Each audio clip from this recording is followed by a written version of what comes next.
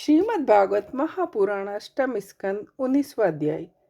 भगवान वामन का बलि से 3 पग पृथ्वी मांगना, बलि का वचन देना और शुक्राचार्य जी का उन्हें रोकना। श्री सुखदेव जी कहते हैं, राजा बलि के ये वचन धर्म भाव से भरे और बड़े मधुर थे। उन्हें सुनकर भगवान वामन ने बड़ी प्रसन्नता से उनका अभिनंदन किया और कहा, राजन, आपने जो कुछ कहा वह आपकी कुल परंपरा के अनुकूल धर्म भाव से परिपूर्ण यश को बढ़ाने वाला और मधुर है। क्यों न हो, परलोक हितकारी धर्म के संबंध में आप भृगुपुत्र शुक्राचार्य को परम प्रमाण मानते हैं। साथ ही अपने कुलव्रत पितामह परम शांत प्रहलाद जी की आज्ञा भी तो वैसे ही मानते हैं। आपकी वंश परंपरा में कोई धैर्यहीन कभी हुआ ही नहीं। ऐसा भी कोई नहीं हुआ जिससे ब्राह्मण को कभी दान न दिया हो। दान के अवसर पर याचकों की याचना सुनकर कभी किसी ने मुंह नहीं मोड़ा। क्यों न हो, आपकी कुल परंपरा में प्रहलाद अपने निर्मल यश से वैसे ही शोभायमान होते जैसे आकाश में चंद्रमा। आपके कुल में ही हिरणाक्ष जैसे वीर का जन्म हुआ।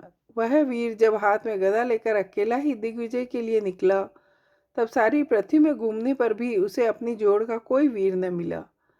जब विष्णु भगवान जल में पृथ्वी का उद्धार कर रहे थे, तब वह उनके सामने आया और बड़ी कठिनाई से उन्होंने उस पर विजय प्राप्त की। परंतु उसके बाद भी उन्हें बार बार हिरणाक्ष की शक्ति और बल का श्रवण हो आया करता था।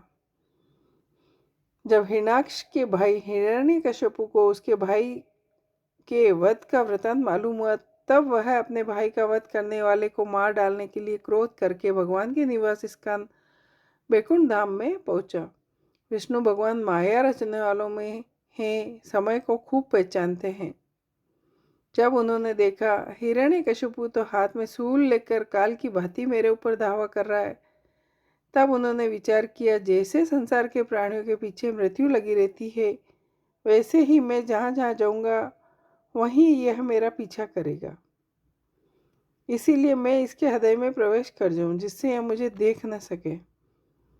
असुर शिरोमणि, जिस समय हिरण्यकशिपु उन पर झपट रहा था, उसी समय भगवान ने ऐसा निश्चय करके विष्णु भगवान ने अपने शरीर को सूक्ष्म बना लिया और उसके प्राणों के द्वारा नासिका में होकर हृदय में जा बैठे। हिरण्यकशिपु ने उनके लोक को भली भांति छान डाला, परंतु उसका कहीं पता न चला। इस पर क्रोधित होकर वह सिंहनाद करने लगा। इस वीर ने पृथ्वी, स्वर्ग, दिशा, आकाश, पाताल और समुद्र सब कहीं विष्णु भगवान को ढूंढा, परंतु वे कहीं भी उसे दिखाई नहीं दिए। उनको कहीं न देख वह कहने लगा, मैंने सारा जगत छान डाला, परंतु वह कहीं नहीं मिला। अवश्य ही वह भ्रातघाती उस लोक में चला गया जहाँ से फिर लौटना संभव नहीं। अब उससे वैरभाव रखने की आवश्यकता नहीं। राजन, आपके पिता प्रहलाद नंदन विरोचन बड़े ही ब्राह्मण भक्त थे। यहाँ तक कि उसने शत्रु देवताओं ने ब्राह्मण का वेश बनाकर उनकी आयु का दान मांगा और उन्होंने ब्राह्मण के छल को जानते हुए भी आयु दे दी। आप भी उसी धर्म का आचरण करते हैं जिसका शुक्राचार्य आदि गृहस्थ ब्राह्मण अपने पूर्वज प्रहलाद और दूसरे यशस्वी वीरों ने पालन किया। आप मुंह मांगी वस्तु देने में श्रेष्ठ है। इसी से मैं आपसे थोड़ी सी पृथ्वी, केवल अपने 3 पैरों के 3 डग मांगता हूँ। माना कि आप सारे जगत के स्वामी हैं और बड़े उद्धार है, फिर भी मैं आपसे इससे अधिक नहीं चाहता। विद्वान पुरुष को केवल अपनी आवश्यकता के अनुसार ही दान स्वीकार करना चाहिए।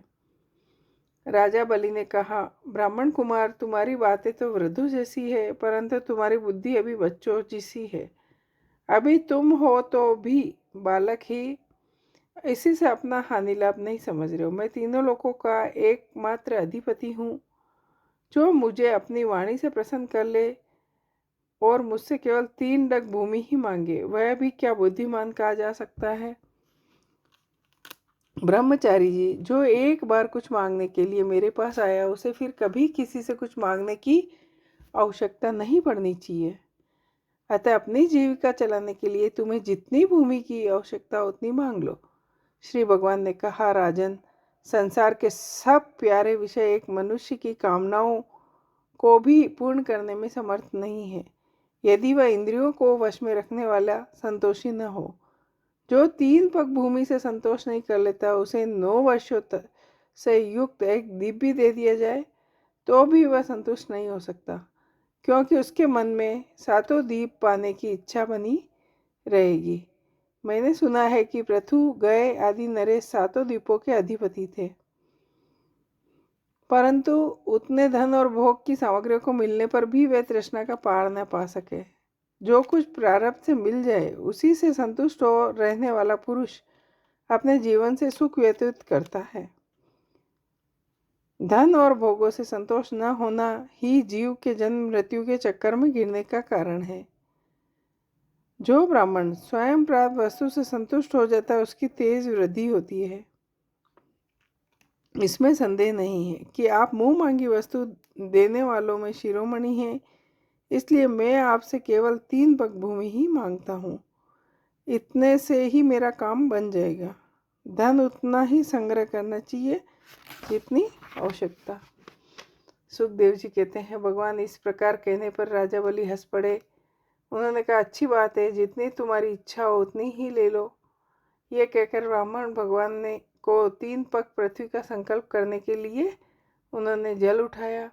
शुक्राचार्य जी सब कुछ जानते थे, उनसे भगवान की यह लीला भी छिपी नहीं थी।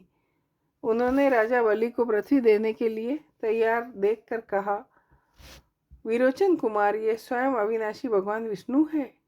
देवताओं का काम बनाने के लिए कश्यप की पत्नी अदिति के गर्भ से अवतीर्ण हुए। तुमने यह अनर्थ न जानकर कि भी मेरा सब कुछ छीन लेंगे, इन्हें दान देने की प्रतिज्ञा कर ली है।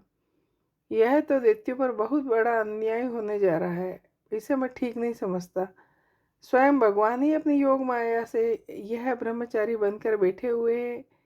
ये तुम्हारा राज्य, ऐश्वर्य, लक्ष्मी, तेज और विश्वविख्यात कीर्ति सब कुछ तुमसे छीनकर इंद्र को दे देंगे। ये विश्व रूप है, 3 पग में ये सारे लोगों को नाप लेंगे। ये विश्व व्यापक भगवान एक पग में पृथ्वी, दूसरे पग में स्वर्ग को नाप लेंगे। इनके विशाल शरीर से आकाश भर जाएगा, तब इनका तीसरा पग कहाँ जाएगा? तुम उसे पूरा न कर सकोगे। ऐसी दशा में मैं समझता हूँ कि प्रतिज्ञा न करके पूरा न कर पाने के कारण तुम्हें नरक में ही जाना पड़ेगा, क्योंकि तुम अपनी की हुई प्रतिज्ञा को पूर्ण करने में सर्वथा असमर्थ होगे। विद्वान पुरुष उस दान की प्रशंसा नहीं करते जिसके बाद जीवन निर्वाह के लिए कुछ बचे ही ना। जो मनुष्य अपने धन को 5 भागों में बांट देता है, कुछ धर्म के लिए, कुछ यश के लिए, कुछ धन की अभिवृद्धि के लिए, कुछ भोगों के लिए और कुछ अपने स्वजनों के लिए, वहीं इस लोक और परलोक दोनों में ही सुख पाता है। असुर शिरोमणि, यदि तुम्हें अपनी प्रतिज्ञा टूट जाने की चिंता हो तो मैं इस विषय पर तुम्हें कुछ ऋग्वेद की श्रुतियों का आशय सुनाता हूँ। श्रुति कहती है, किसी को कुछ देने की बात स्वीकार कर लेना सत्य है, नकार जाना, अस्वीकार कर देना असत्य है। यह शरीर एक वृक्ष और सत्य इसका फूल है, परंतु यदि वृक्ष ही न रहे तो फल फूल कैसे रह सकते हैं? इसमें संदेह नहीं है। हाँ मैं दूंगा, यह वाक्य ही धन को दूर हटा देता है, इसलिए इसका उच्चारण ही अपूर्ण है, धन से खाली कर देने वाला है। यही कारण है कि जो पुरुष हाँ मैं दूंगा ऐसा कहता है, वह धन से खाली हो जाता है। जो याचक को सब कुछ देना स्वीकार कर लेता है, वह अपने लिए भोग की कोई सामग्री नहीं रख सकता। इसके विपरीत मैं नहीं दूंगा, यह जो अस्वीकार मत असत्य है, वह अपने धन को सुरक्षित रखने तथा पूर्ण करने वाला है। परंतु ऐसा सब समय नहीं करना चाहिए। जो सबके सभी वस्तुओं के लिए नहीं करता, उसकी अपकीर्ति हो जाती है। वह तो जीवित रहने पर भी मृत्यु के समान ही है। स्त्रियों को प्रसन्न करने के लिए हास परिहास में, विवाह में प्रशंसा करते समय, अपनी जीविका की रक्षा के लिए प्राण संकट उपस्थित होने पर गो और ब्राह्मण के हित के लिए तथा किसी की मृत्यु से बचाने के लिए असत्य भाषण भी उतना निंदनीय नहीं है। इति श्रीमद्भागवत महापुराण परमहंसाय 18वां अध्याय 8म स्कंद। जय हो।